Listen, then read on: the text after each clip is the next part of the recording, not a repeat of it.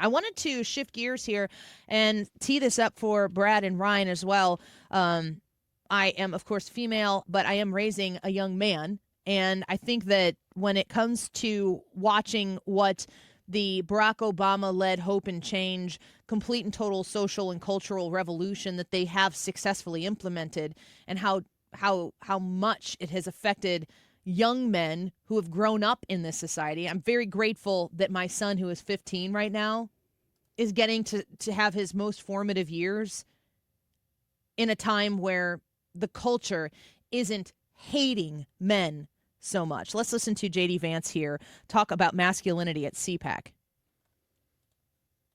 Ask me, my message to young men is I think that our culture sends a message to young men that you should suppress every masculine urge. You should try to cast aside your family. You should try to suppress what makes you a young man in the first place.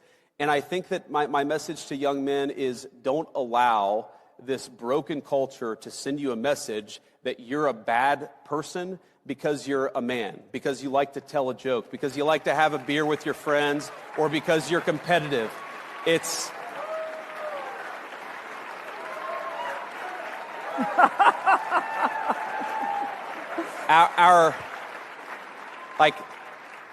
Our message, the cultural message, and I think the president's and mine is the exact opposite, but our cultural message is, I think that it wants to turn everybody, whether male or female, into androgynous idiots who think the same, talk the same, and act the same. We actually think God made male and female for a purpose, and we want you guys to thrive as young men and as young women, and we're going to help with our public policy to make it possible to do that. So listening to J.D. Vance there, I'm not going to preface a question to you at all. I'm going to ask you as men what your thoughts are on what he just said there. Brad, you definitely work with youth as a youth pastor. Ryan, you're raising two sons. From your perspective as a man, Ryan, what does it mean to you to hear the Vice President of the United States speak that way, especially knowing he's our age? It's fantastic to hear this coming from a real leader in the United States, because there are people who've been saying this for a long time. It's not as if there's been no counterculture message, which is what this is right now. It's a countercultural message. There are great thought leaders in America who have been saying this for the last decade. Before that, you didn't really need to say it, but for the last decade, you have. To hear him as the Vice President of the United States asserting that not only is this true, we're acting based on this being true, and also don't let anybody tell you that it's not. You can disagree, but what he's saying is you can disagree with this. This is America, but you're wrong, and we're going to be acting based on these premises. And it is just refreshing to get back to the basics. And J.D. Vance is actually very good at that. He's a really good spokesperson for these cultural issues. Brad? I'll tell you what I love about it is that you've got somebody like J.D. Vance who is basically living what he is speaking there. He's talking about, like, if there is somebody that I would like my son to grow up to be like, it would be J.D. Vance. J.D. Vance didn't allow the excuses of his upbringing to allow him to turn out to be anything other than a bad person or anything other than what he was destined to be. What's great about him is and I remember watching the inauguration when they were swearing him in, I saw a still photo of his mom staring at him as he was being sworn in as the Vice President of the United States, and there was nothing but pride and admiration in her eyes. J.D. Vance has grown up to be that man, to espouse the masculinity that we've been talking about. And being the vice president, he provides that counterweight to the vacuum that was created and these other men, quote-unquote men, that have come in and basically are selling a version of it that is distorted and is just as bad as the crazy feminist stuff on the other side. There's men that have come in and they're speaking into our young men's lives with nonsense, distorted versions of what masculinity are, And what we need as a culture is to push both of those views out and get back to what J.D. Vance was just talking about right there. And I am so excited to have the Vice President of the United States not only espouse those views, but to live those views and be a great example of those views. As a mother, I'm always I don't know if you're here yet, Ryan. You're probably not with your kids. But I'm thinking of how my kids would be as spouses. And, especially with my son being 15, I'm 3 years away from maybe losing him in my home. And then he goes out into the world, and at that point, it's like, my husband and I will obviously always be there for him. But at that point, you I've pre-programmed you with the full amount of lessons. I say for the record. Every time I'm saying I mean my husband and me. But he's not here. We pre-program him with a foundation that we want to be his reference point when anything comes up. And for our family, that's our faith. That's our Christian faith.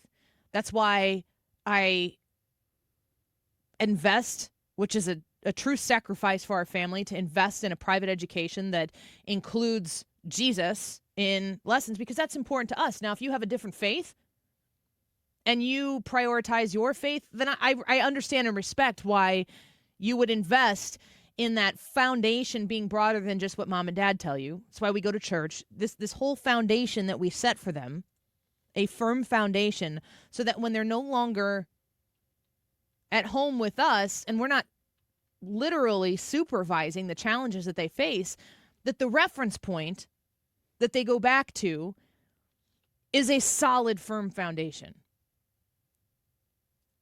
The scary is kind of, I don't know if that's the right word, but the incredibly intimidating thing about that understanding is that if you know anything, if you are if you're a Christian person, what you understand to be true is that firm foundation, by virtue of needing to have that firm foundation, if you have a faith walk or whatever, you're going to know that the whole intent of the worldly world is going to constantly try to challenge him and push him off of that solid foundation. And it's not popular, nor is it trendy, to be outwardly rooted in your faith. And that everything that the world is throwing at you, whether it's things to challenge the calmness and the soundness of your mind, if it's sex, which is everywhere and thrown into the faces of our young people. And I know a lot of people think immediately, and I'm saying the words out loud, so earmuffs, little kids, but pornography that is out there that is reaching in to poison the minds of young men, middle-aged men, and old men. There is an equivalent that is reaching into the telephones that your daughters are holding, the screens that your daughters are seeing, the social life that your daughters are having. I mean, it's all the same kind of poison. And it's all there to rip you away from the firm foundation that's been planted inside of you. You pray and pray and pray that when they are out of the house, that firm foundation is the thing that stands. Even if they hate your guts because you didn't give them the money that they want, or the situation, the setup that they want, that firm foundation is there. The things that I hear J.D. Vance talking about, they're not only biblical things, but they're not biblical things.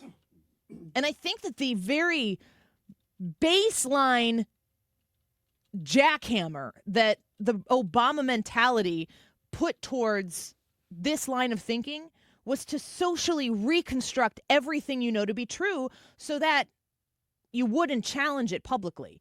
That it becomes so hateful to suggest things that are by traditional nature your own values, that, okay, while you have those values, you better not talk about them.